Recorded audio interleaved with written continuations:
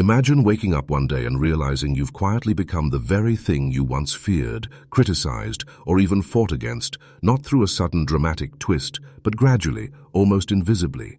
It happens step by step, thought by thought, decision by decision. How does it unfold? How do kind, compassionate, well-intentioned people slowly turn into versions of themselves they barely recognize? What hidden forces shape our beliefs, actions, and character over time? This isn't just a fascinating psychological question, it's a warning. Because what we'll uncover today may permanently change the way you see yourself and others. And by the end, we'll reach the most powerful revelation of all, the subtle, daily choice each of us faces between light and shadow. That final insight may be the key to never losing yourself. But before we dive into this exploration of the soul, know this.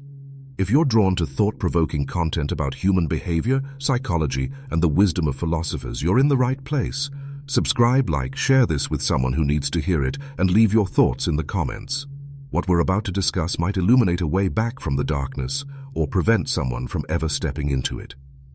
Let's begin with a truth most people overlook. No one becomes a monster all at once. It starts small, a silence when you should have spoken up, a convenient lie, a boundary crossed just this once, and then again and again. Slowly, the abnormal becomes normal, the unthinkable feels justified, and you no longer remember what you once stood for. Psychologist Philip Zimbardo, known for the Stanford Prison Experiment, revealed something unsettling. Even the most morally upright individuals can be shaped and corrupted by their environment and the roles they adopt. He called this the Lucifer effect, the transformation of good people into perpetrators of harm, not from inherent malice, but because of systems, pressures, and the normalization of wrongdoing. It's rarely a conscious decision to be cruel. Rather, over time, people adapt to cruelty, justify harm, and mirror the behaviors around them. When survival, belonging, or power take precedence over integrity, darkness begins to seep in. And here's the twist. It often starts from something noble, the desire to protect, to succeed, to be respected, to stand up for one's beliefs. These are not evil goals. In fact, they're often born from love, loyalty, or justice. But when the line between us and them hardens, when empathy is traded for ideology, when certainty replaces curiosity, we begin to slide. Ask yourself, have you ever justified a hurtful comment because you felt attacked first? Turned away from someone's pain because acknowledging it would challenge your beliefs? Stayed silent in the face of injustice because speaking out felt too risky? These are not the acts of monsters. They're human, understandable, even logical. And yet, they are the soil where something darker can grow. Political theorist Hannah Arendt, who covered the trial of Nazi officer Adolf Eichmann, coined a chilling phrase, the banality of evil. She observed that great atrocities are often committed not by fanatics or sociopaths, but by ordinary people who follow orders, stop questioning, and trade critical thought for blind allegiance. Evil doesn't always roar. It can wear a suit, obey the rules, and smile politely. That's what makes it so dangerous. This isn't just history. It's happening in workplaces where corruption is ignored, in families where abuse hides behind tradition, in friendships where manipulation is mistaken for loyalty. No one is immune, not you, not me, because the monster isn't born whole. It's assembled quietly over time, through small betrayals of the self. Carl Jung once said, the most terrifying thing is to accept oneself completely. Why? Because doing so means confronting both the light and the shadow within us. Many avoid this reckoning. We hide our darkness, deny it, project it onto others. We label it as them, when in truth it's part of us. And the less we acknowledge it, the more power it has over us. You may wonder, what really drives this transformation? How can someone with a good heart end up doing harm? The answer lies in a psychological process. This transformation is rooted in a concept known as cognitive dissonance, the mental discomfort we feel when our actions clash with our values.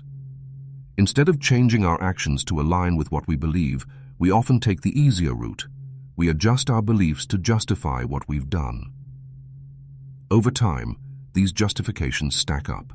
Eventually, we don't just act differently, we believe differently. In one famous experiment, participants who were asked to lie for a small reward later convinced themselves that the lie was actually true. Why? Because the discomfort of admitting they had lied was too great. So the mind rewrote the story to protect itself. This is how new moral frameworks are built, ones that prioritize convenience, power, or acceptance over truth. So ask yourself, what are you justifying right now? What story have you rewritten to avoid facing discomfort? This isn't about blame, it's about awareness. Because if we fail to notice the small shifts, the quiet compromises, the subtle rationalizations, we won't notice the transformation, and by the time we do, returning to who we once were may feel impossible. But it's never truly too late. In the next part, we'll explore the deeper forces that shape our moral compass, how identity and social influence can distort our sense of right and wrong, and why simply being good isn't enough to stay good. We'll examine the masks we wear, the roles society hands us, and how, without realizing it, those masks can become our faces. So pause and reflect. What compromises have you made in silence? What truths have you buried within yourself? And more importantly, who are you becoming? Because the answer to that question is rarely found in our ideals or aspirations. It's revealed in our patterns, in the choices we make when no one is watching, in the moments when we trade our principles for comfort, approval, or gain. At the heart of the shift from integrity to corruption lies the fragile architecture of identity. We aren't born with a fixed self. It is built and constantly reshaped by the people around us, the culture we consume, and the groups we belong to. Social psychologist Henri Tajfel discovered that humans have a deep psychological need to belong. Once we identify with a group, no matter how arbitrary, the us versus them divide begins to form. And when that identity takes hold, we may go to extraordinary lengths to defend it, even if it means sacrificing our own values or turning against others. The more tightly we cling to group identity, whether political, religious, or cultural, the easier it becomes to justify actions we'd otherwise condemn simply because our side did them. We excuse, we overlook, we rationalize. History repeats this pattern endlessly, from tribal conflicts to genocides, from cults to governments. The script is always the same. A decent, well-intentioned person becomes absorbed into a larger cause or ideology, and somewhere along the way, the end begins to justify the means. It's in that gap between belief and behavior that the shadow grows. Another powerful mechanism at work is moral disengagement, a term coined by psychologist Albert Bandura. It's the process of distancing ourselves from the immorality of our actions by reframing them. We use euphemisms to sanitize harm, calling innocent deaths collateral damage. We shift responsibility to authority, saying, "I was just following orders." We dehumanize our victims, reducing them to labels like troll, sheep, monster, leftist, fascist. Once someone is reduced to a label, we stop seeing them as human, and when we stop seeing others as human, we give ourselves permission to treat them as something less. That's how the fall begins, not with overt hatred, but with disconnection. And here's the danger. The more we disconnect from others, the more we disconnect from ourselves. It's easy to spot cruelty in others. It's far harder to admit where we've grown cold, where we've stopped caring, where we've become complicit. That takes courage, introspection, and the humility to break the illusion that we are always the good ones. The philosopher Alexander Solzhenitsyn, who endured the Soviet labor camps, wrote, "The line dividing good and evil cuts through the heart of every human being." That's not just a poetic metaphor. It's a direct challenge. It means that no matter how righteous we believe ourselves to be, we each carry the potential for both compassion and cruelty, wisdom and ignorance, integrity and betrayal. And every single day, every single choice tips the balance. What makes this transformation so dangerous is how ordinary it feels. Most people who cause harm don't see themselves as villains. They see themselves as misunderstood, justified, even heroic. They believe they are defending truth, justice, or what's right. But rightness without humility quickly turns into tyranny. This is why self-awareness isn't a luxury. It's a responsibility. If we fail to examine our motives, our triggers, and the forces shaping our worldview, we risk becoming instruments of someone else's agenda, pawns in a system that rewards obedience over integrity. We must ask ourselves, Who is shaping the way I see the world? What narratives am I accepting without question? What emotions are being stoked in me, and by whom? Because manipulation often disguises itself as righteousness.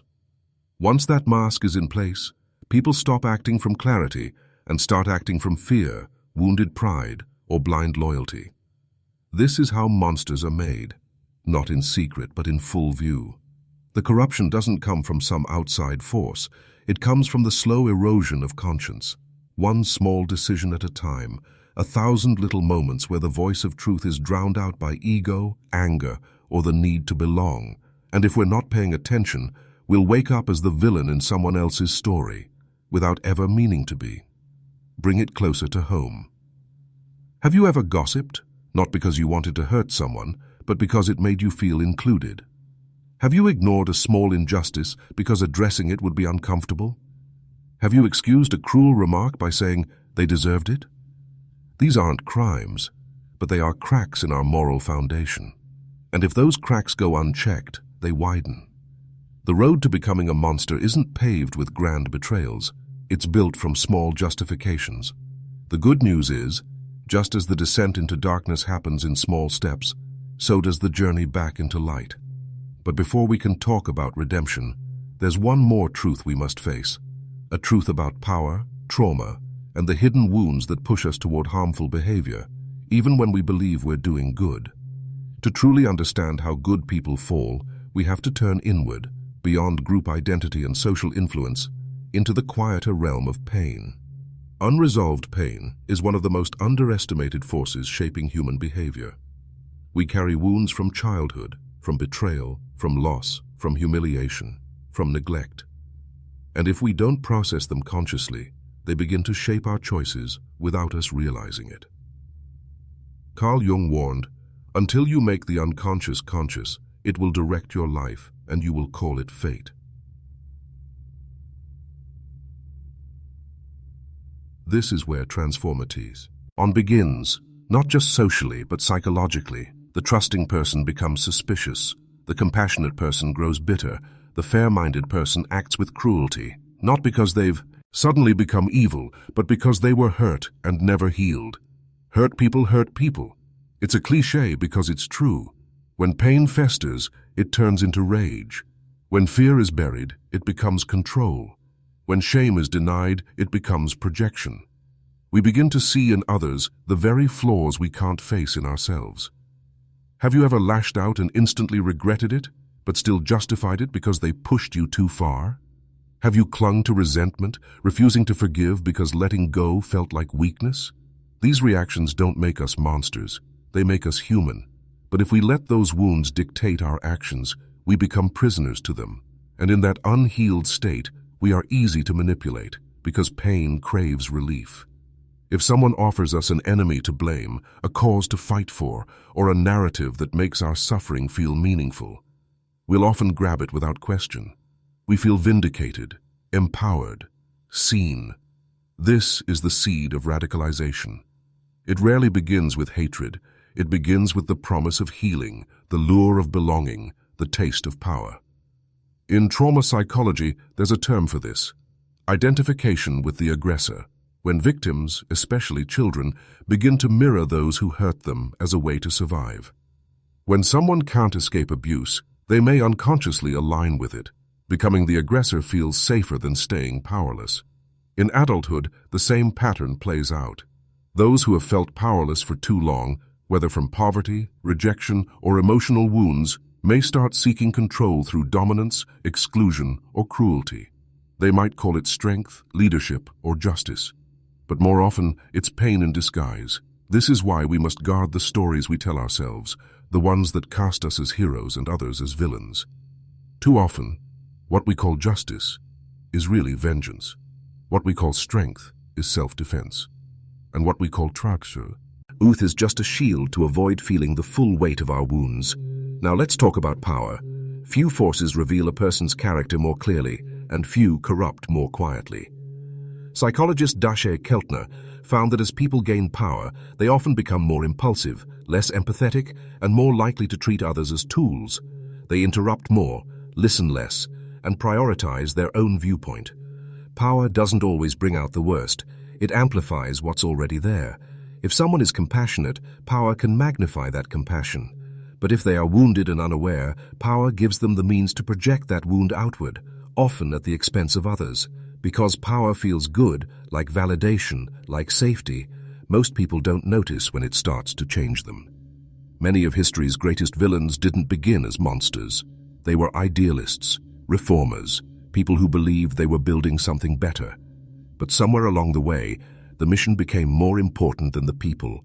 The end justified the means. Criticism became betrayal. The world split into those with us and those who must be silenced. This is the final stage of the fall, when someone becomes certain they cannot be wrong. Certainty becomes armor. Power becomes a mirror that reflects only what they wish to see. And here lies the terrifying truth. You can be utterly convinced you are doing good, yet still cause immense harm.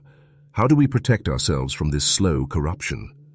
We begin by making space for doubt. Doubt isn't weakness, it's wisdom. It keeps us open to growth, to feedback, to new perspectives. It forces us to ask hard questions. Am I acting from love or from fear? Am I protecting others or protecting my ego? Am I seeking justice or chasing revenge? We must also learn to listen, especially to those we disagree with, because discomfort is where growth lives. If we surround ourselves only with echoes of our own voice, we will never notice when we've crossed the line. And, perhaps most importantly, we must face our own pain, not bury it, not numb it, not hurl it at others, but heal it.